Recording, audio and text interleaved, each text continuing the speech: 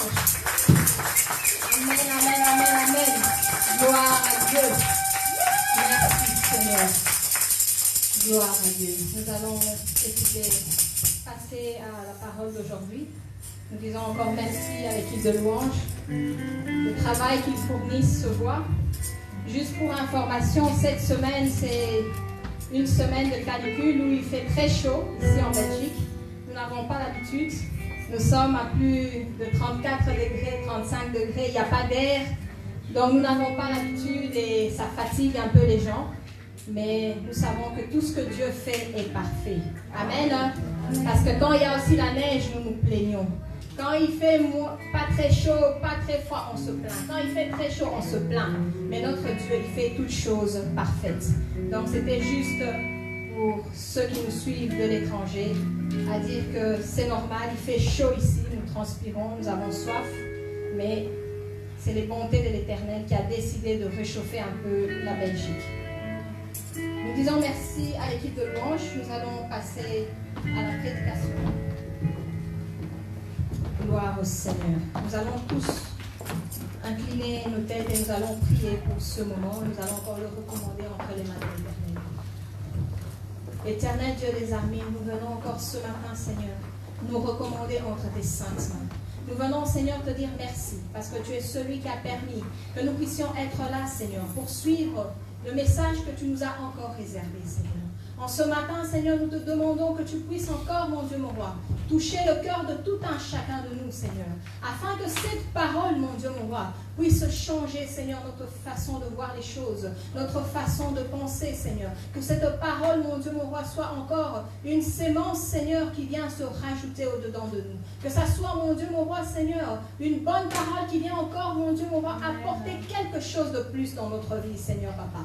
Peu importe où nous nous trouvons, Seigneur, tu es celui qui est puissant, celui qui est capable, Seigneur, de toucher jusqu'aux extrémités de la terre, Papa. Oh, c'est pour ça que nous te demandons encore ce matin, que tu gardes encore nos cœurs, que tu gardes notre esprit, Seigneur, connecté à toi, afin que nous puissions, mon Dieu, mon roi, ne rien manquer de ce que tu as réservé pour nous, Papa. Oh, Seigneur, je crois encore que ce matin, Seigneur, tu as un mot, Papa, réservé à quelqu'un, Seigneur. Alors, permets-nous, Seigneur, à être concentrés, à être à l'écoute, mon Dieu, mon roi, Seigneur, de ce que tu nous as réservé. Soit encore la réponse pour quelqu'un, soit encore une solution pour quelqu'un, soit encore, mon Dieu, mon roi, une réponse favorable pour quelqu'un qui s'est posé des questions, Seigneur. Peu importe où nous nous trouvons, Seigneur, tu es celui qui nous réserve toujours quelque chose de merveilleux. Merci, Seigneur, de toucher nos vies encore ce matin. Merci, tendre Père, d'être là encore au contrôle de toutes choses. Que ton esprit, Seigneur, puisse encore nous conduire. Que ton esprit, Seigneur, puisse encore nous parler. Que ton esprit, mon Dieu, mon roi, soit au contrôle de toutes choses, Seigneur, Papa. Prends la place qui t'est due encore ce matin, Seigneur. Parle-nous encore, Seigneur. Parle-nous encore, Papa. Utilise encore ma vie ce matin. Je te la laisse entre tes mains, Papa. Me voici, Seigneur, je suis disponible et je m'abandonne à toi. Afin que toi seul puisses régner. Que moi, mon Dieu, mon roi, je m'abaisse et que toi, tu puisses te lever, que tu puisses régner en ce lieu, Seigneur, Papa. Merci, Seigneur, d'être au contrôle. Et que ta grâce soit avec nous, Seigneur. Nous t'avons ainsi prié au nom puissant de notre Seigneur Jésus-Christ. Amen. Amen. Amen. Shalom encore à tout le monde. Shalom pour ceux qui n'étaient pas au début avec nous. Nous sommes dans la présence de notre Dieu. Nous sommes contents d'être là. C'est encore un nouveau jour, c'est encore un nouveau dimanche où nous pouvons encore nous voir, où nous pouvons encore célébrer l'Éternel ensemble. C'est vrai qu'avec tout ce qui se passe, nous avons pris l'habitude de le faire via des réseaux, via des messages. On ne sait plus se prendre dans les bras comme on le faisait avant, mais nous savons que Dieu est au contrôle et il sait pourquoi il fait ces choses-là. Donc, je vous salue encore au nom puissant de notre Seigneur Jésus-Christ. Est-ce que dans la salle, vous pouvez vous faire un petit coucou de la main? Shalom, shalom. Vous pouvez vous tourner, vous voyez qui est là. Gloire à Dieu. Shalom, shalom au peuple de Dieu qui nous suit aussi sur Facebook. Shalom à vous, que Dieu soit encore le centre de toutes choses. Nous allons donc parler aujourd'hui. J'ai essayé de mettre un titre pour qu'on ait une direction. Mon thème de ce matin, c'est « Recherchons premièrement le royaume de Dieu ». Amen. Amen. En tant qu'enfants de Dieu, nous savons que c'est la base. Et pour ça, nous allons lire donc dans Matthieu 6. Ça sera notre texte de base. Si nous pouvons nous lever pour honorer la parole de notre Seigneur. Matthieu 6, 33.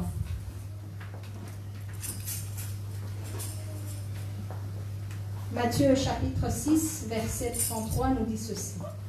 Cherchez premièrement le royaume et la justice de Dieu, et toutes ces choses vous seront données par-dessus. Amen. Amen. Amen. Nous pouvons nous rasseoir.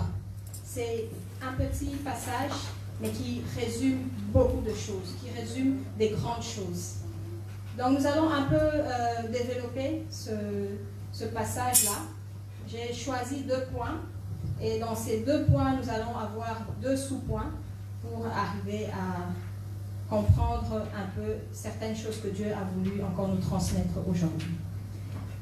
Notre premier point, nous allons voir notre priorité doit être la recherche du royaume de Dieu, comme sa parole le dit. Parce que la valeur de son royaume dépasse tous les trésors qu'on peut imaginer. Parfois, nous pensons que nous avons vu tout ce qu'il y avait comme trésor dans la terre. Mais quand tu regardes parfois certains documentaires, tu te dis, tu n'as vu ou tu n'as entendu qu'un tout petit peu. Dieu a renfermé tellement de richesses, tellement de trésors sur cette terre que nous n'avons jamais tout vu. Alors son royaume dépasse tous ces trésors-là, dépasse tout ce que nous connaissons, tout ce que nous pouvons imaginer. Donc dans mon point 1, dans le petit point A, nous allons voir que le royaume de Dieu et sa justice doit être... Tu dis, oh mon Dieu, c'est déjà le soir. Est-ce que notre temps, nous le passons à cela? Est-ce que notre temps, nous le gaspillons inutilement? Parce que quand nous sommes occupés à faire des choses qui ne sont pas de Dieu, nous sommes en train de gaspiller notre temps. Nous sommes en train de lapider le temps que Dieu nous a donné. Attention, je ne veux pas dire que regarder la télé est un péché. Je ne veux pas dire que regarder une série est un péché. Non. Tout ce que je dis ce matin, c'est que nous pouvons le faire avec modération. Nous devons le faire avec modération. Tu peux regarder un match, une série, une émission. Tu dois même regarder les infos pour être informé de ce qui se passe dans ton pays. Mais de ne pas en faire une obsession. De ne pas en faire ton point, dans ton occupation principale. Parce que si tu en fais ton occupation principale, ça veut dire que tu ne prends pas le royaume de Dieu et le mettre en premier. Tu prends ta télé et tu la mets en premier. Amen. Tu prends ton hobby et tu la mets en premier. Amen. Amen. Je ne pense pas que si on regarde les CV des gens où on écrit hobby, peut-être qu'avec le temps que maintenant le christianisme est en train d'avancer, on pourrait voir lire la Bible. On pourrait voir écouter la parole de Dieu. Souvent, c'est jouer au match, natation, tout ça. Pourquoi? Parce que c'est des choses que le monde nous a proposées. Nous sommes tellement entourés. D'un côté, parfois, on se justifie même en disant que ce n'est pas notre faute. C'est la tentation, elle est partout. Quand tu regardes la télé, la pub, tout est fait pour que nous puissions être occupés, pour que nous puissions tourner notre regard à des choses qui ne sont pas importantes, pour que nous puissions être distraits dans les choses qui ne nous rapportent rien du tout. Parce que si tu passes ta journée à regarder la télé, ou à suivre un match, ou à faire des choses qui ne sont pas de Dieu. Parfois, même à la fin de la journée, tu es frustré parce que tu n'as pas retrouvé la joie ou le bonheur que tu pensais retrouver dans ces choses-là. Donc, ce n'est pas une mauvaise chose de regarder la télé. Ce n'est pas une mauvaise chose de regarder YouTube, de regarder Internet, mais de le regarder modérément, de regarder les choses de Dieu, de regarder les choses du monde. Un petit temps, tu dois juste te discipliner et tu dois te dire, tiens, j'ai fait ça, 30 minutes, 45 minutes, je veux passer maintenant aux choses sérieuses. Parce que la parole de Dieu, c'est les choses sérieuses. Amen. La parole de Dieu, c'est toute notre existence. Amen. Amen. Amen. Gloire au Seigneur.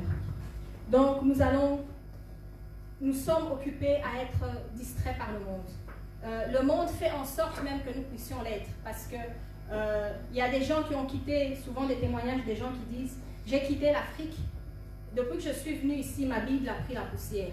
Pourquoi? Parce que c'est un monde de stress, c'est un monde où on doit courir, c'est un monde où tout doit aller vite, tout doit être accéléré. Il y a même des gens qui se lavent la nuit pour être sûr que le matin, doit juste enfiler ses chaussures et sortir. Pourquoi? Parce que le temps ne lui permet pas, elle a l'impression de courir toujours après le temps. Quand nous regardons un peu en arrière, moi je me rappelle qu'en Afrique, on était encore à l'école primaire, mais on avait déjà l'âge de faire les travaux de la maison. On se levait le matin, on nettoyait tous les jours la maison à l'eau. On faisait la vaisselle à la main, pas avec une machine. On rangeait, on a prêté, s'il y avait des petits frères, des petites sœurs, on les a prêtés. Et de surcroît, on partait même à l'école à pied. Ça ne pouvait pas être un arrêt, parce que maintenant nos jeunes ils disent « Ah, c'est quand même 2 arrêts ». Ça ne pouvait pas être un arrêt, ça pouvait être tu traverses une commune après une autre commune pour arriver à l'école où tu es. Et tu arrivais à 7h30, parce que l'école au Congo commençait à 7h30 à cette époque. Donc, qu'est-ce qui se passe? Pourquoi maintenant nous sommes en train de courir? C'est le même temps qu'on avait en Afrique, c'est le même temps qu'on a ici. Alors nous devons nous organiser. Nous devons nous organiser. Oh, tu as des enfants. Il y a des garderies, il y a des crèches. Parce que l'homme blanc, il te presse d'un côté, il t'aide de l'autre côté pour bien encore te presser. Donc profitons de toutes ces choses-là. Nous ne devons pas profiter seulement dans le sens où nous devons être distraits. Non.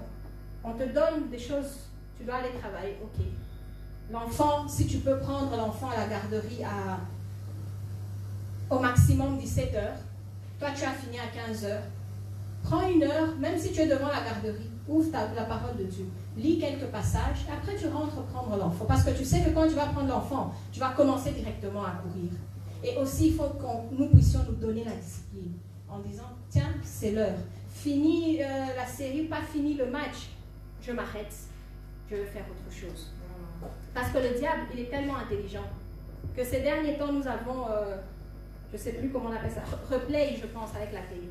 Donc, quand tu arrives et que ton émission est finie, tu peux appuyer pour que ça recommence. Le seul hic, c'est que tu ne dois plus t'arrêter parce qu'une fois que ça recommence, il faut le regarder jusqu'au bout. Et les gens, ils ont pris ça comme une innovation. Mais quand tu le regardes différemment, c'est pourquoi? C'est pour dire que avant tu pouvais rater et dire « Ah, j'ai raté, c'est pas grave ». Mais là, tu te dis « J'ai raté ». Non, j'ai l'option. Je peux encore revenir en arrière, je peux encore regarder la chose que j'ai manquée. Donc, nous devons faire attention. Nous devons nous réveiller. Nous devons tirer attention que nous ne devons pas rentrer dans cette distraction continuellement. Dire stop et tourner notre regard vers les choses importantes, les choses qui sont le royaume de Dieu. Le royaume de Dieu, la parole de Dieu nous dit dans 1 Josué 8 que ce livre de la loi ne s'éloigne point de ta bouche. Médite-le jour et nuit, afin que tu puisses agir fidèlement selon tout ce qui est écrit. Car, c'est écrit, car c'est alors que tu auras du succès dans tes entreprises. C'est alors que tu réussiras. Amen. Amen. Alors pourquoi aller chercher des choses compliquées? Pourquoi aller chercher des choses extraordinaires, des choses qui n'ont pas d'intérêt, alors que tu dois juste tourner? Médite la parole de Dieu. Mets-la en pratique et tu verras que les portes où tu arrives, toi-même tu te dis c'est pas possible. Des situations où on dit toi ton cas à toi ne peut pas passer, mais la personne t'appelle, la personne te dit c'est incroyable, on a donné une réponse positive. Donc toutes ces choses-là, pourquoi? Parce que tu as pris le royaume de Dieu, tu l'as mis en première chose. Tu as pris Dieu, tu l'as mis au-devant de tout ce que tu entreprends. Alors dis-toi bien que tu as fait ta part, Dieu va faire aussi sa part. Amen. Amen. Amen. J'ai un exemple pour ce que je viens de dire que nous allons lire. Je vais le lire et vous allez le lire à la maison. C'est dans 1 Roi 3, 11 à 13. On parle de Salomon. 1 Roi 3, 11 à 13 dit ceci. Et Dieu lui dit, puisque c'est là ce que tu demandes, puisque tu ne demandes pour toi ni une longue vie, ni les richesses, ni la mort de tes ennemis, et que tu demandes de l'intelligence pour exercer la justice. Voici, j'agirai selon ta parole. Je te donnerai un cœur sage et intelligent, de telle sorte qu'il n'y aura eu personne avant toi et qu'on ne verra jamais personne de semblable à toi. Et je te donnerai en outre ce que tu n'as pas demandé, Amen. Les richesses et de la gloire, de telle sorte qu'il n'y aura pendant toute ta vie aucun roi qui soit ton pareil. Amen. Amen. Ça, c'est ce que Dieu peut faire quand nous le mettons en premier. Il va faire de toi une personne différente. Amen. On n'a pas rajouté ton nom dans la Bible parce que la Bible est déjà écrite. Mais on peut parler de toi dans une conférence. On peut parler de toi dans un livre que quelqu'un a écrit. On peut prendre ton témoignage et le publier sur YouTube où il y a des vies qui vont changer en abondance. Pourquoi? Parce que tu as pris le royaume de Dieu, tu l'as mis en premier. Parce que tu as tourné ton regard vers le Dieu, celui qui fait les choses au-delà de notre imagination, au-delà de tout ce qu'on peut attendre. Tu ne vas pas dire aujourd'hui, ah oui, mais c'est dommage, j'ai dépassé la vingtaine. Ah non, j'aurais dû commencer quand j'avais 18 ans. Il y a ceux qui ont la grâce de commencer quand ils avaient 18 ans, et il y a ceux qui ont la grâce de commencer quand ils en ont 50. Alors, il n'est pas trop tard. Lève-toi où tu es. Les années qui te restent encore à vivre, consacre-les à l'Éternel. Fais en sorte qu'il soit ta priorité. Alors, bien-aimé, les choses qu'il a fait pour Salomon, il va les faire aussi dans ta vie. Il ne va pas faire l'identique, mais il va faire les choses qui vont te permettre à rester dans la tête des gens, où les gens vont parler de toi. Amen. Amen. Donc 50 ans, 70 ans, ce n'est pas trop tard. Il y a des gens qui prêchent encore la parole de Dieu. Il y a des gens qui se sont réveillés à 60 ans et qui ont des témoignages tellement grands de tout ce que Dieu a fait. Au cours, il avait 60 à 65 ans, Dieu a accompli tellement de merveilles. Amen. Alors si ton temps est déjà arrivé, si ton temps est là, ne regarde pas celui que tu as déjà perdu. Parce que le temps qui est passé, il est déjà passé. Mais celui qui est devant toi, c'est à toi maintenant de saisir et de dire, mon Dieu, je veux mettre ton royaume au devant afin que je puisse faire aussi des choses grandes dans ma vie. Donc, ne regardons pas notre âge, ne regardons pas le temps passé, ne regardons pas combien nous avons gaspillé le temps, c'est déjà fait. Maintenant, nous devons nous concentrer et regarder ce qu'il y a devant nous, la direction que nous devons prendre, la priorité à laquelle nous devons nous concentrer. Amen. Amen. Le point B de mon point 1, nous allons voir dans quoi nous sommes en train d'investir. Quand je parle d'investissement, je parle de notre argent, je parle de nos biens matériels. Est-ce que nous sommes en train d'investir dans le royaume de Dieu? Est-ce que nous sommes en train d'investir pour que son royaume puisse aller de l'avant? Parce que nous pouvons être sûrs, nous sommes dans un pays développé, où nous avons tous déjà entendu des épargnes pensions, des investissements. Quand tu vas pour ces investissements-là, on te dit qu'il y a un risque de autant, que ce n'est pas sûr à 100%. Même si tu arrives à un où on te dit quand même que c'est sûr à 100%, dis-toi bien que quand la bourse va chuter, quand il y aura un problème quelconque, même pendant ce temps de corona, je suis sûre qu'il y a des portefeuilles d'actions qui ont vraiment chuté, ou d'autres qui ont vraiment augmenté. Pourquoi? Parce que c'est des choses du monde. Mais si tu prends ton argent, tu prends tes biens et que tu investisses dans le royaume de Dieu, dis-toi bien que ma sœur, c'est garanti à 100%. Amen. Tu es sûre et certaine que là où tu as investi, tu ne vas pas être déçu. Là où tu as donné ton argent, tu ne vas pas être dessus. Là où tu as contribué avec un bien quelconque, tu ne vas pas être dessus. Parce que tu as donné dans le royaume de Dieu. Quand tu viens avec ton offrande, quand tu viens avec ta dîme, quand tu viens investir une action de grâce, quand tu viens investir dans le ministère de Dieu, avec tes moyens matériels, tu permets que le ministère de Dieu puisse évoluer.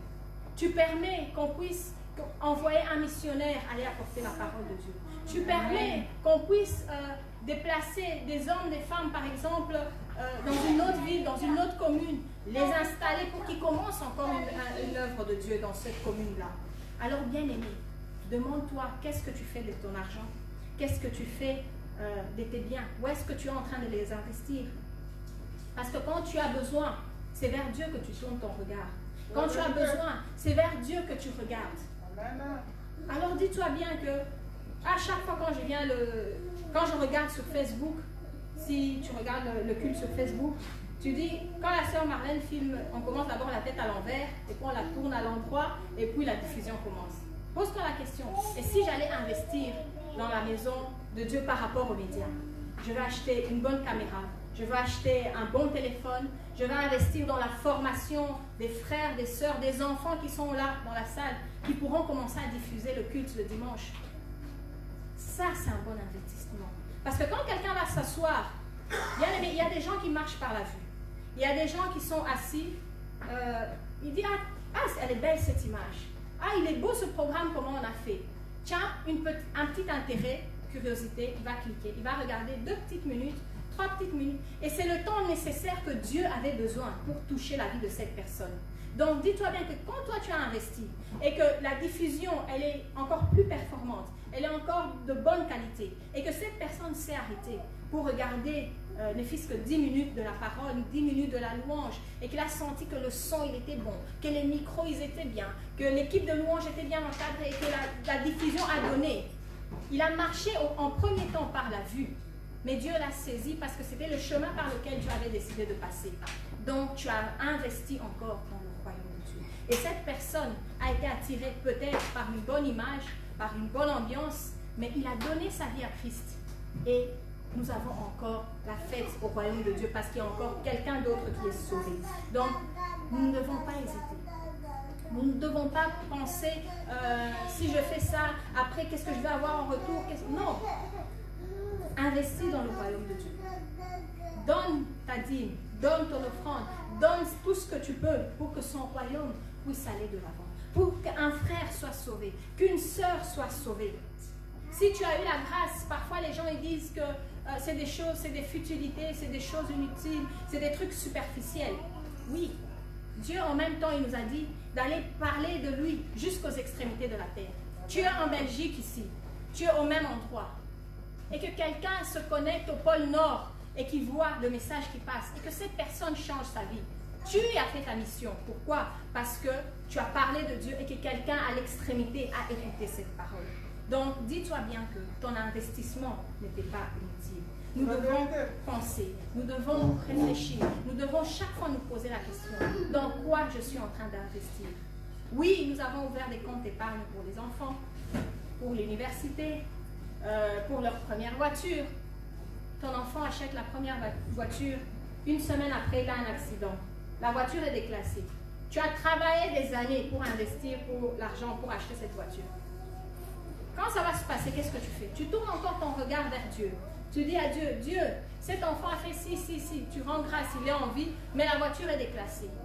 Pourquoi? Dans quoi tu as investi? Je ne dis pas que c'est mauvais d'avoir des comptes épargne. Je ne dis pas que c'est mauvais, non. Ce que je dis, c'est que nous ne devons pas nous focaliser à courir derrière les choses de ce monde parce que ce n'est que la vanité. Tout est vanité. Nous devons ouvrir les comptes d'épargne pour les enfants. Nous devons penser à payer notre dîme. Nous devons penser à donner notre offrande. Nous devons penser à faire en sorte que l'œuvre de Dieu puisse aller de l'avant. Parce que quand nous venons le matin, nous arrivons, il y a de l'électricité. L'électricité, elle est payante. Quand nous arrivons, nous trouvons la salle, elle est propre. Maman Claudine qui a lavé, elle a acheté des produits pour nettoyer. Il y a une bonne odeur. Pourquoi? Parce qu'on a nettoyé comme il faut. À l'époque, on avait une salle qui était plus petite. On avait de la moquette. On a tout enlevé, on a rénové. On a une salle plus lumineuse. Quand nous arrivons, nous sommes contents d'arriver dans cette salle. Nous nous sentons à l'aise. Pourquoi? Parce qu'il y a des hommes, il y a des femmes qui ont pris un jour leur temps. Ils ont investi leur argent, ils ont investi leurs biens pour que ce temple puisse être comme il est. Alors, nous devons continuer à investir dans le royaume de Dieu. Nous devons chaque fois nous poser la question, dans quoi j'investis?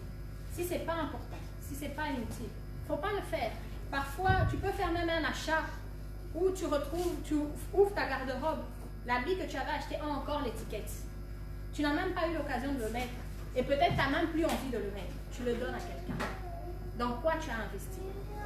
Dans quoi tu as mis ton argent? Nous devons faire passer le royaume de Dieu au-devant de toutes choses. Nous devons investir dans l'œuvre de Dieu. Quand un frère donne sa vie à Christ, parce qu'il a été touché par Internet, il a été touché en venant un jour à l'église, parce qu'en partant, il a eu un coca, il a eu une boisson, il a eu une accueil chaleureuse.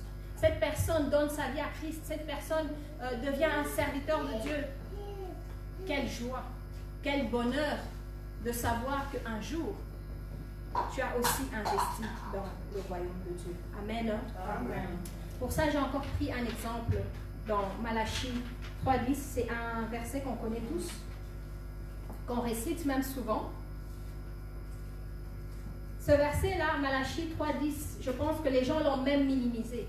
Parce que quand on parle de Malachie 3.10, les gens pensent que c'est rien que pour les pousser à donner leur dîme. Ce n'est pas pour vous pousser à donner votre dîme. C'est pour vous enseigner, c'est pour vous rappeler que vous devez le faire. La parole de Dieu dit que mon peuple périt par manque de connaissance. Alors ce verset vient encore te rappeler, vient encore t'apporter la connaissance que tu dois donner dans la maison de Dieu. Alors ce verset, tu ne dois pas le négliger. Malachie 3,10 nous dit ceci. Apportez à la maison du trésor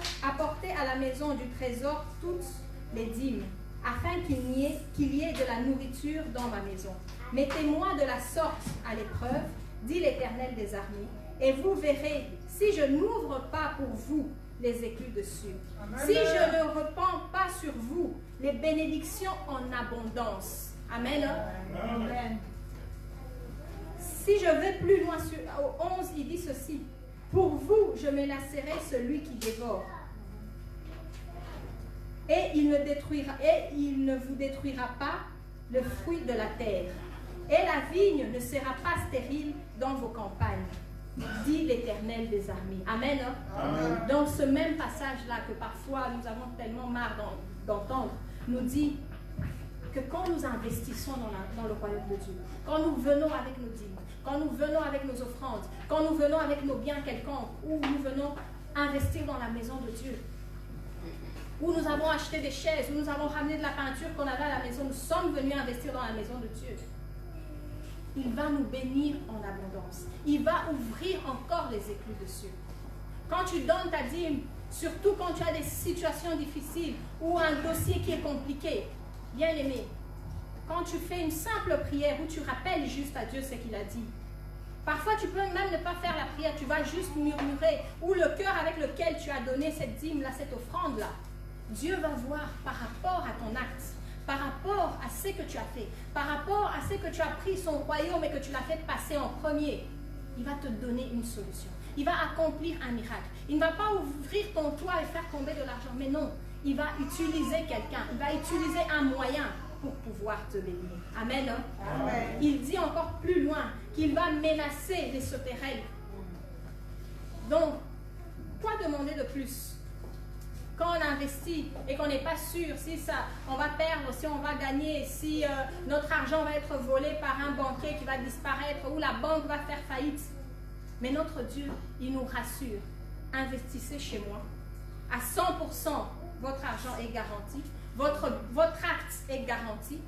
Je ne veux pas seulement vous bénir, mais je veux vous bénir en abondance. Et s'il y a une menace quelconque qui ose venir vous atteindre, il sera là. Il sera là pour vous défendre. Alors, bien aimé, qu'est-ce que tu attends? C'est dans ce verset-là où il nous dit de le mettre à l'épreuve. Alors, pense dans quoi tu investis. Pose-toi la question. Quel est l'investissement que j'ai fait? Qu'est-ce que je dois faire pour investir dans le royaume de Dieu? Comment je dois m'y prendre? Si tu as besoin qu'on t'aide dans la prière, si tu as besoin qu'on puisse t'encourager dans la démarche, viens et vois les serviteurs de Dieu. Parle de ton sujet. Peut-être que c'est quelque chose qui t'empêche de donner ou qui t'empêche de contribuer. Dieu va être là pour t'aider, afin que tu puisses faire un bon investissement. Amen. Amen. Gloire à Dieu. Nous allons passer à notre point 2, où Dieu nous promet de prendre soin de nous. Et pour ça, je vais encore le lire dans Philippiens 4, 19.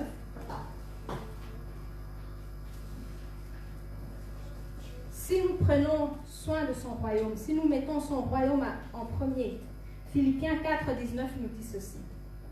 Et mon Dieu pourvoira à tous vos besoins selon sa richesse, avec gloire en Jésus-Christ. Amen. Amen. Et mon Dieu pourvoira à tous vos besoins selon sa richesse. Qui connaît la richesse de Dieu? Qui peut estimer la richesse de Dieu? Tout le matin, nous sommes bénis. Nous vivons par la grâce. Nous mangeons par la grâce. Nous nous promenons par la grâce. Nous nous lavons par la grâce. Nous sommes là présentables par la grâce. Alors, qui suis-je pour aller estimer la richesse de Dieu? Personne ne peut estimer la richesse de Dieu. Personne ne peut estimer tout ce qu'il est capable de faire. Parce que souvent, quand il agit, nous sommes même étonnés parce que ça dépasse toujours notre entendement. Le point A de mon deuxième point nous dit que notre Dieu pourvoira, il va pourvoir dans nos vies. Si nous le faisons d'abord passer en premier. qu'il soit notre priorité. Il ne demande pas grand-chose. Il ne demande pas que tu puisses faire un sacrifice que tu vas regretter demain. Non. Tout ce qu'il te demande, c'est de le faire passer en premier. Et tout ce que tu vas recevoir, ça ne sera que du bonus, jour après jour. Et il te promet. Et nous savons que notre Dieu, ce n'est pas un homme pour mentir. Ce n'est ni le fils d'un homme pour se repentir. Quand il promet d'être avec nous, il sera toujours avec nous. Quand il nous dit qu'il va pourvoir à nos besoins, il va toujours le faire. Même quand nos yeux physiques ne le voient pas encore, sa provision est déjà là. Amen. Amen. La preuve ce matin, toi et moi, nous sommes là. Nous avons passé toute une semaine. Peut-être que nous ne nous sommes même pas parlé au téléphone, peut-être que si. Mais ce matin, nous nous retrouvons là. J'ai vu tout le monde avec un sourire en entrant dans la salle. Tout le monde a pris un siège librement. Personne n'était attaché. Personne n'a été forcé. Nous sommes venus librement dans sa maison. Pourquoi? Parce que sa promesse a été encore renouvelée. Parce que sa grâce a été encore renouvelée dans nos vies. Il nous a encore permis de venir ce matin. Il nous a encore permis de profiter du souffle de vie. Amen. Amen. Ça, c'est l'amour de notre Dieu. Il te donne la paix. Il te donne la joie. Et il te comble encore d'amour. Quand il te donne sa paix, il ne te donne pas une paix qui a un chrono, qui va durer, qui va expirer dans quelques minutes. Non, il te la donne en abondance. Quand il te donne la joie, on te regarde, quelqu'un, il a un air fâché, il te regarde, il voit que tu as un sourire. Il regarde pourquoi il sourit à gauche, à droite. Il te regarde encore, tu souris. Pourquoi? Parce que c'est lui qui te donne cette joie. Quand tu passes et que tu vois des gens qui sont en train de se plaindre, qui ne se sentent pas aimés, qui ne se sentent pas bien, toi tu te rappelles, tu dis, oh mon Dieu, heureusement que ton amour déborde dans ma vie. Amen. Amen. Il est ce Dieu-là qui a promis d'être avec nous. Il a promis de ne jamais nous abandonner. Il a promis qu'il sera toujours avec nous. Et voilà la preuve, nous sommes là. Parfois nous cherchons des miracles spéciaux. Parfois nous cherchons des choses spéciales. Mais non, le souffle de vie que tu as le matin, quand tu vas à l'hôpital et que tu vois les gens branchés au respirateur, c'est là que tu te dis, oh mon Dieu, rien que respirer, ça n'a pas de prix, ça n'a pas de valeur. C'est la richesse de notre Dieu qu'il déverse dans nos vies et qu'il renouvelle chaque matin. Gloire au Seigneur. Gloire à Jésus. Merci Seigneur. Notre Dieu honore ses promesses. Notre Dieu, il ne peut jamais faillir. Pourquoi? Parce qu'il est Dieu, il est souverain, il est au-dessus de toutes choses. Il est celui qui a fermé la bouche de tes ennemis. Il y a des moments où on disait, oh, je ne veux pas le dire en lingala parce que ça peut faire rire les gens, l'accent, que toi, tu ne verras pas le lendemain. On n'est pas sûr que tu vas te réveiller le lendemain. Donc les gens te regardaient rien qu'à ta santé, rien qu'à ta façon de marcher. Ils disaient, ouh, celle-là, si elle arrive le lendemain, c'est vraiment par la grâce de Dieu. Amen. Mais ce Dieu-là, il a fermé toutes ces bouches-là. Il a rendu tous les plans qu'ils avaient, il les a rendus inefficaces. Il a fait en sorte que le mal qu'on était en train de prévoir pour toi s'est transformé en bien. Il est celui qui a fait en sorte que ces gens qui ne dormaient pas, qui étaient occupés à parler du mal de toi, de faire des choses méchantes, ces gens-là aujourd'hui sont confondus parce que ton Dieu t'a relevé. Il t'a sorti de où tu étais. Il a fait de toi la nouvelle créature que tu es aujourd'hui. Il a fait de toi la femme, l'homme que tu es aujourd'hui. Parce qu'il te l'avait promis et il est au contrôle de ta vie. Amen. Il est celui qui menace. Quand nous dormons, nous ne savons pas tout ce qui se passe. Mais quand nous nous réveillons le matin, nous savons que c'est par sa grâce. Nous savons que tout combat, il a déjà combattu pour nous. Nous savons que nous pouvons marcher la tête haute parce qu'il est celui qui nous protège, celui qui assure nos arrières. Amen. La méchanceté ne t'atteint pas. Les pics de la méchanceté ne viennent pas à toi. Pourquoi? Parce que ton Dieu est au contrôle de toutes choses. Parce que ton Dieu a promis qu'il allait être là et qu'il sera toujours là. Voilà ses promesses quand on le met en premier. Quand tu le mets au devant de toutes choses, ces promesses vont s'accomplir. Ces promesses vont arriver. Même si elles tardent, elles vont arriver certainement. Ça, c'est sa parole encore qui nous le dit. Alors, tu n'as pas besoin de t'inquiéter. Pour encore montrer sa grandeur, je vais encore lire dans Genèse 22, c'est l'histoire d'Abraham que nous connaissons. Nous pouvons lire à la maison, Genèse 22, 8. Dans Genèse 22, 8, c'est où Abraham, Dieu a demandé à Abraham d'aller sacrifier son fils. Et Abraham, comme il avait mis Dieu en premier, il a pris son fils, il est parti avec. Et quand son fils a posé la question, Abraham a répondu, « Mon fils, Dieu pourvoira lui-même de l'agneau pour l'Holocauste. » Et ils marchèrent tous deux ensemble. Amen. Donc le fils a demandé, nous sommes en train d'aller faire un sacrifice. Nous sommes en train d'aller faire un sacrifice pour Dieu. Où est le brebis? C'est qui qu'on va aller sacrifier? Mais ce qu'il ne savait pas, c'est que son père, il avait déjà compris la place que Dieu avait dans sa vie. Malgré l'amour de son fils qu'il avait eu, de la manière qu'il avait eu, peu importe la façon qu'il avait eu cet enfant, il a mis Dieu en premier. Et il avait l'assurance que Dieu pourvoira. Alors, bien aimé, si Dieu peut pourvoir, lui-même, il a ramené le brebis qu'on devait sacrifier. Parce qu'il est le Dieu qui pourvoit. Tout ce qu'il voulait voir, c'était la place que Abraham était en train de lui donner. Et quand il a vu que cette place, c'était lui en premier, le fils après, Dieu, il a dit, je veux encore manifester ma grandeur. Alors, bien aimé, si tu mets Dieu en premier, dans tous tes plans, dans tout ce que tu entreprends, même là où on dit, avant que tu ouvres ta bouche, tu trouves le mot écrit en grand impossible, Dieu rendra cela possible.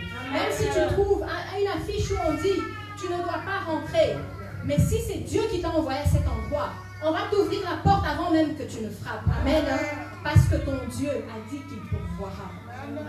Gloire à Dieu, parce qu'il est celui qui est au contrôle de toutes choses. Il est celui qui s'occupe même des détails de nos vies. Gloire au Seigneur. Dans mon point B, je vais parler qu'il pourvoira à tous nos besoins, selon sa richesse avec gloire. Dieu, il voit tes besoins. Il voit mes besoins. Et une fois qu'il voit tes besoins, il commence déjà à agir. Seulement, il les voit différemment. Pourquoi? Parce qu'il a un autre agenda. Que nous, enfants de Dieu, nous devons comprendre que l'agenda de Dieu, ce n'est pas le même que le nôtre. Le temps de Dieu, ce n'est pas le même que le nôtre. Quand son temps arrive, quand c'est son heure qui est là, bien aimé, tu ne dois pas faire une prière 50 fois la même prière pour penser que le mur a tremblé, c'est là que ça va se réaliser. Non. Quand c'est son temps, tu peux juste murmurer. Tu peux juste murmurer. Et la parole, sa bénédiction va te suivre. Sa bénédiction va s'accompagner dans ta vie. Amen. Notre Dieu, il est merveilleux. Il suffit juste de le mettre en premier plan. De le mettre au devant de toutes choses. Et vous allez voir le changement dans votre vie. Vous allez expérimenter sa vie. Vous allez expérimenter sa grandeur jour après jour. Parce que c'est un Dieu juste. Tu peux juste soupirer. Tu n'as pas la force de prier.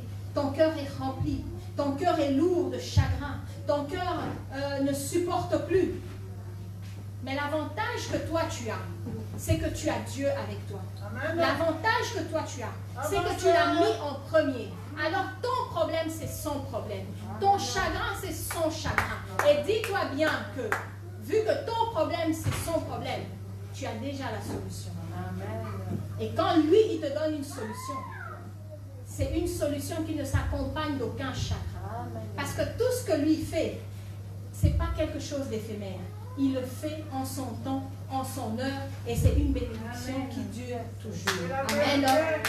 Gloire au Seigneur. Et cette bénédiction, elle va t'accompagner. Elle va t'accompagner jour après jour. Tu es là, tu cherches du travail. Mon Dieu, je veux un travail. Le travail, il n'arrive pas. Tu commences à te plaindre, tu commences à murmurer. Et par précipitation, peut-être tu prends même, ce n'est pas le travail idéal que tu avais besoin. Tu prends un en entendant. Il ne faut pas te tracasser. En son temps, il va t'envoyer le travail dont tu as besoin. Il fait tous les calculs à notre place. Toi, tu te dis, ça fait 1 mois, ça fait 2 mois. Et le 3e mois, comment ça va être? Non. il sait qu'il ne va pas te mettre maintenant au travail, parce que quand il va te mettre au travail, le Covid va commencer. Une cliente va venir contaminer, elle va venir te ramener la maladie. Eh bien, Dieu, il attend son temps. Il appuie sur un bouton, il dit pause. Tu restes à la maison, 1 mois, 2 mois, 3 mois. Quand son temps va arriver, il va te donner le travail qui est bon pour toi. Amen. Amen. La réussite dans les études. Parfois, on cherche des raccourcis. Tu essaies de tricher. On t'attrape. Tu perds même ton année parce qu'on va t'exclure. Tu essaies que quelqu'un d'autre te fasse le devoir. Tu essaies de tous les moyens, par tes propres efforts, pour pouvoir réussir. Non, bien-aimé. Mets Dieu en premier.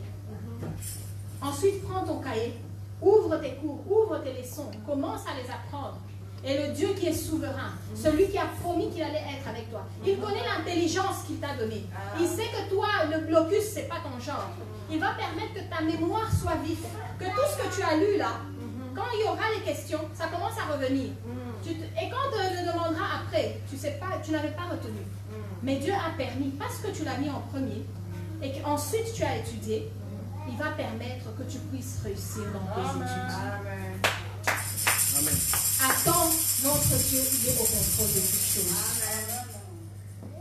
Tu es un homme célibataire, une femme qui cherche, qui attend, qui cherche le mariage. Pourquoi tu es en train de t'inquiéter? Prends le royaume de Dieu, mets-le en premier. Tu dis, Dieu, je veux une femme, je veux un homme. L'âge avance, je veux me marier. Toutes mes copines sont mariées. Toutes mes copines, ils ont fait ci, je suis en retard. Tu n'es en retard de rien du tout. Seulement dans le temps de Dieu, dans le plan de Dieu, il est en train de préparer un homme, une femme qui va être le soutien dont tu as besoin, qui va être l'os de tes os, qui va être la chair de ta chair, la personne sur qui tu pourras compter. Et chaque fois, parfois nous ne le disons pas, mais tu vas toi-même témoigner, tu vas dire, oh Dieu, comment tu l'as créé celui-là? Non. Il a été fait sur mesure pour toi. Il a été taillé sur mesure pour qu'il puisse t'emboîter correctement, qu'il puisse être la partie dont tu as besoin. Alors tu n'as pas besoin de t'inquiéter. Tu n'as pas besoin de tourner ton regard à gauche, à droite. Tu n'as pas besoin de courir derrière le mariage. Tu n'as pas besoin de faire des arrangements. Il y a des gens qui font des arrangements pour se marier. Il faut mettre de l'eau dans son vin. Je peux prendre la moitié de ça. Non! Dieu, il a dit que sa bénédiction, elle était parfaite. Pourquoi tu vas commencer à l'aider? Pourquoi tu vas commencer à diluer ton caractère parce que ça doit absolument coller avec l'autre? Non, là, tu es en train de faire un arrangement. Dieu va permettre que ton caractère que personne ne supporte, il va envoyer quelqu'un qui va venir supporter ce caractère. Amen. Là où toi, tu pouvais donner, tu te dis, Seigneur, je donne toujours de trop en amour. Et je ne reçois pas grand-chose. Il va venir te donner quelqu'un qui va donner 2 fois plus que ce que toi tu donnais. Tu vas te dire, oh mon Dieu, moi qui pensais que je donnais, tu m'as envoyé chaussure à mon pied. Amen. Amen. Parce qu'il est ce Dieu-là qui fait toutes choses, qui taille toutes choses pour que sa bénédiction ne s'accompagne d'aucun chagrin. Donc tu ne dois pas courir, tu ne dois pas faire des arrangements. Et, bien aimé, Dieu t'a créé à son image. Il t'a façonné à son image. Pourquoi tu dois aller te rabaisser parce que tu veux le mariage? Pourquoi tu dois aller minimiser ta vie parce que l'âge a avancé? Non. Mets Dieu en premier. Mets-le en premier. Tu verras qu'il va t'envoyer quelqu'un qui correspond à toi, qui te correspond, qui connaît, qui va voir la valeur que tu as, l'importance que tu as, qui va respecter ce que Dieu a créé parce qu'il viendra de Dieu. Alors, reste là où tu es. Attends. Ne cherche pas à gauche, ne cherche pas à droite. Tant que tu as pris le royaume de Dieu, tant que tu as mis Dieu en premier, tu es en train de marcher avec lui, tu es en train de méditer sa parole, tu es en train de mettre sa parole en pratique, tu es en train de donner, de contribuer à son œuvre, tu es en train d'investir dans tout ce qui est de lui. Quand tu le mets en premier, c'est ce Dieu-là qui va venir t'aider. C'est ce Dieu-là qu'on dit, le Dieu de tout à coup. Il n'y avait rien. Et tout à coup, 1 mois après, la sœur va se marier. Amen. Et les gens de mauvaise langue vont même dire, ça fait seulement 1 mois qu'ils se connaissent. Non, Dieu était déjà en train de travailler, il a déjà tout fait. Tout ce qui est en train d'arriver là, c'est juste le final que Dieu a prévu. Alors tu ne dois pas promener de regard inquiet. Tu ne dois pas courir, tu ne dois pas faire des arrangements qui vont te coûter un autre sacrifice. Ou tu vas perdre ta joie, ou tu vas perdre ta paix. Parce que Dieu, il est au contrôle. Quand tu le mets en premier, il fait de toi aussi Amen. sa priorité. Amen. Gloire à Dieu. Quand tu cherches des enfants, tu te dis, ah non, je suis mariée. Ah, surtout en Afrique, on commence à te regarder chaque fois que tu passes, c'est comme si on t'examinait. 2 ans, pas d'enfant. 3 ans, pas d'enfant. Pourquoi tu t'inquiètes? Si dès le départ, tu avais mis Dieu en premier, tu as eu cet homme, tu as eu cette femme comme époux, comme épouse, tu as continué avec Dieu en premier, les enfants, Dieu va les ramener au moment opportun, au moment choisi, il va te ramener des enfants. Toi qui ne pouvais pas avoir un seul enfant, tu peux en faire 3 d'un coup.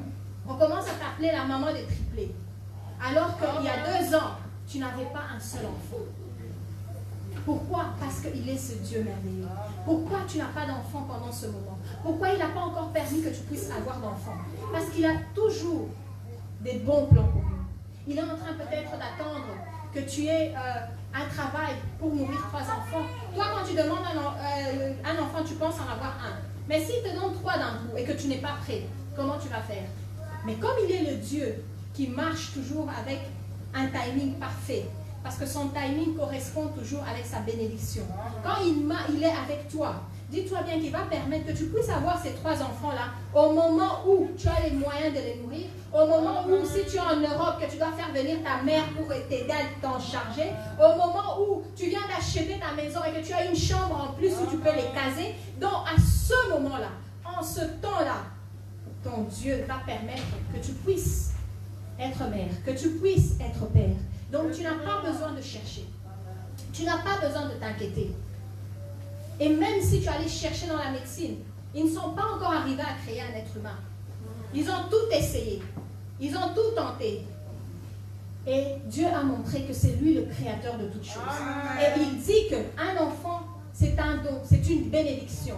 Alors attends la bénédiction de Dieu. Ne dévance pas. Ne cherche pas des arrangements. Attends que cela arrive. Attends que cela te trouve où Dieu a décidé de te donner ces enfants-là. Pour cela, nous devons toujours nous rappeler que nous devons mettre Dieu en premier. Et quand nous mettons notre Dieu en premier, c'est là que nous allons voir sa grandeur, nous allons voir sa richesse, nous allons voir sa gloire dans nos vies, jour après jour. Pour ça, j'ai encore trouvé un exemple pour montrer la grandeur de notre Dieu quand nous le mettons en premier. C'est toujours dans 1 Roi. Nous allons lire à la maison. Dans 1 Roi 17, 2 à 4.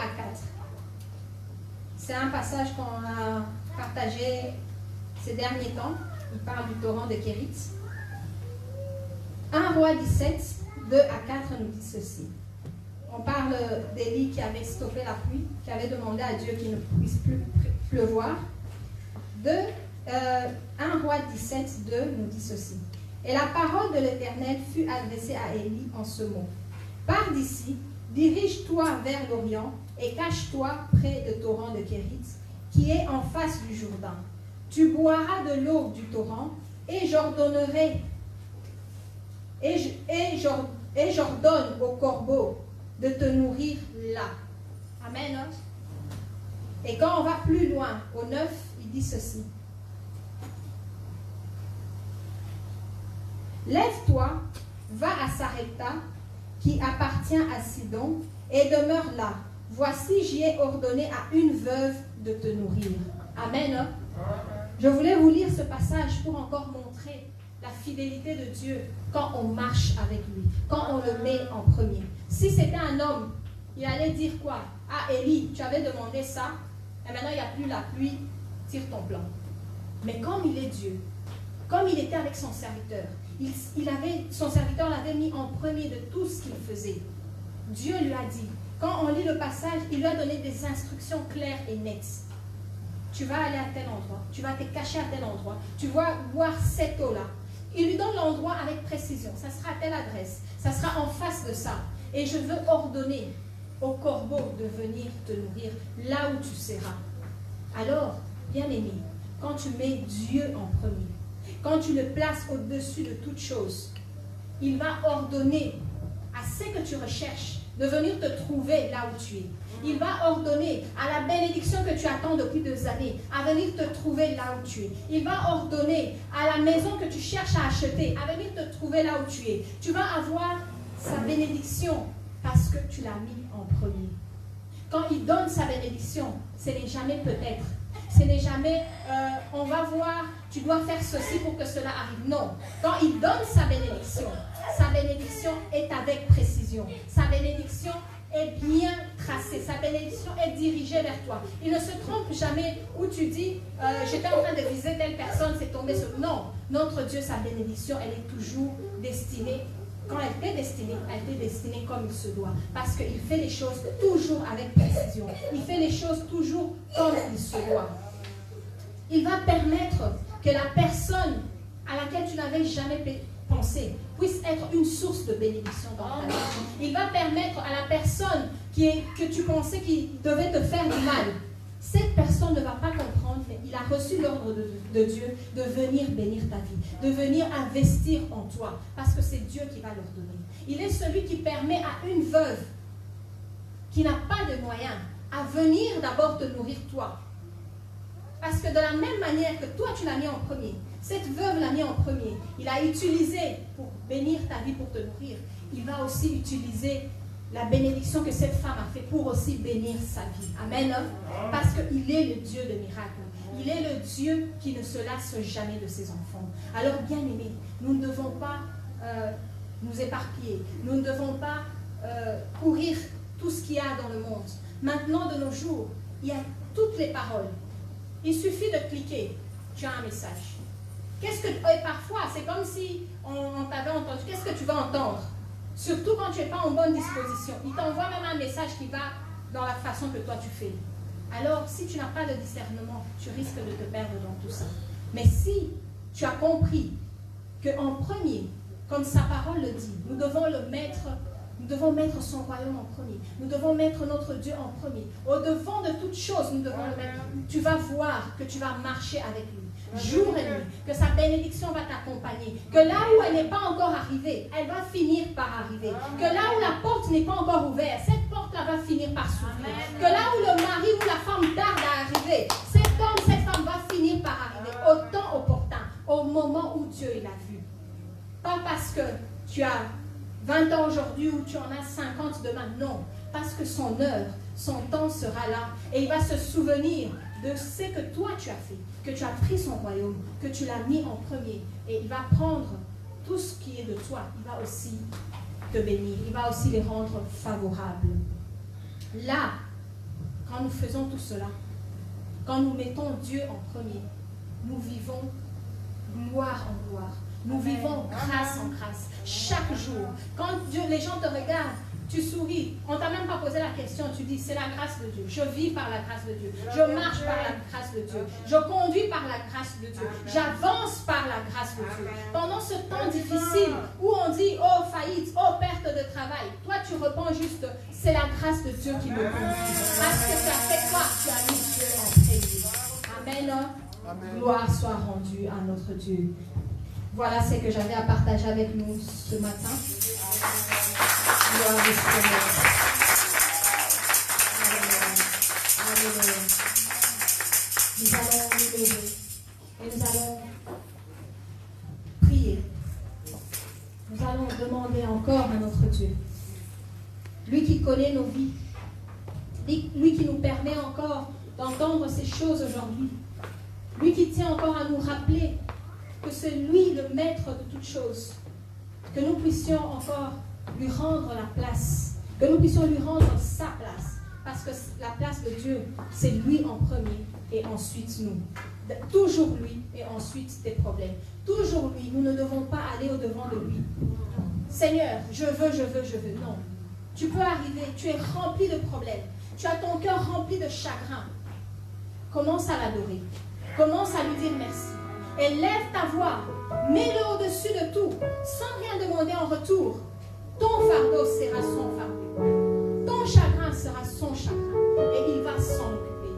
Il te porte toi ainsi que tous tes problèmes, ainsi que toutes tes difficultés. Il sait comment, quand, à quel instant il va agir, à quel moment opportun tu as besoin encore de cette visitation-là. Il va te toucher. Alors chacun de nous va prier pour sa vie. À la maison aussi, là où tu regardes, tu vas prier pour ta vie. Peu importe le problème que tu as, peu importe la situation que tu as, si aussi tu vis pendant ce temps dans l'abondance, rends grâce à Dieu. Continue à le mettre en premier. Continue à investir ton temps, ton talent, tout ce que tu as. Investis dans le royaume du Seigneur. Parce que c'est en lui que nous avons l'assurance. C'est en lui que nous avons la vie éternelle. Éternel Dieu des armées, nous voici au-devant de toi encore ce matin, Seigneur. Nous venons encore nous abandonner à toi, Papa. Nous venons encore reconnaître, Seigneur, que tu es le maître de toutes choses, le maître de notre existence, celui qui détient tout entre ses mains, Seigneur, Papa. Nous venons encore ce matin te demander que tu puisses nous aider dans notre quotidien à te mettre toujours en premier, que tu sois notre priorité, que tu sois la priorité, Seigneur, Papa, en toutes choses. Avant de prendre une décision, avant de commencer une journée, que tu sois la priorité, Seigneur.